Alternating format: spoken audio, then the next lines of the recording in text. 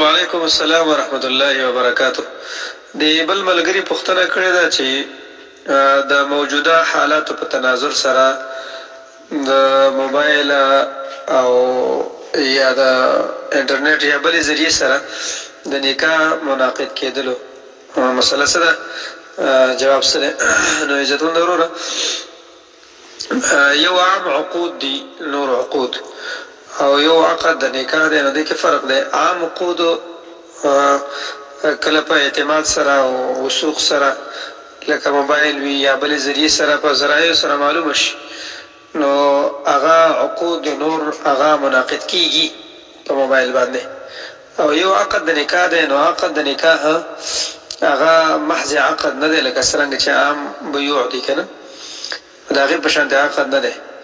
دا یو داسې عقد دی چې دې دپاره سنن دي، دې دپاره مستحبات دي، او په دې باندې یو د کور بنیاد جوړېږي او یو کور په دې سره آبادېږي هم او یو کور په دې سره ورانېږي هم. نو په دې خاطر باندې علماو په دې کې دا شرط ډېر په شدومت سره ذکر کړی دی. د کوم علما چې د جدید مسایلو باندې گفتگو کړې ده، نو هغوی په دې باندې ډېر ښه بحث کړی دی.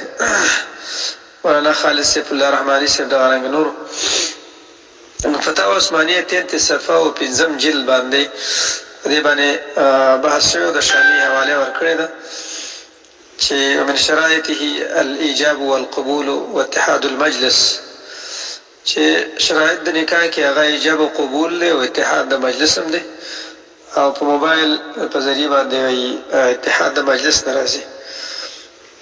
دغه رنګې نور شرایط هم دي. نو حاصله دا چې د انټرنیټ فون په ذریعه سره ایجاب او قبول نه کېږي، او دا مجلس یو نه وي، بل پکې دا گنجایش هم کېدلی چې یاره موجوده لکه نن سبا ایډیټینګ په اوازونو تصویرونو په هر څه کې ایډیټینګ کېدلی شي، لهذا نه منعقد کېږي. دغه رنګې کتابت په حوالې سره لکه خط و کتابت په ذریعې سره چې کوم علما د هغې دپاره بیا شرایط ذکر کوي چې کتابت سره نکاح سړی ښځې ته د نکاح پیغام ولیږي په کتابت سره، نو په هغې باندې ګواه پکار وي، واپس بیرته جواب باندې ګواهان پکار وي. نو لهذا موجوده دور کې اوس دې حالاتو کې نکاح نه منعقد کېږي د موبایل فون په ذریعه باندې، اگر که هغه لا یو کال ولې نه وي.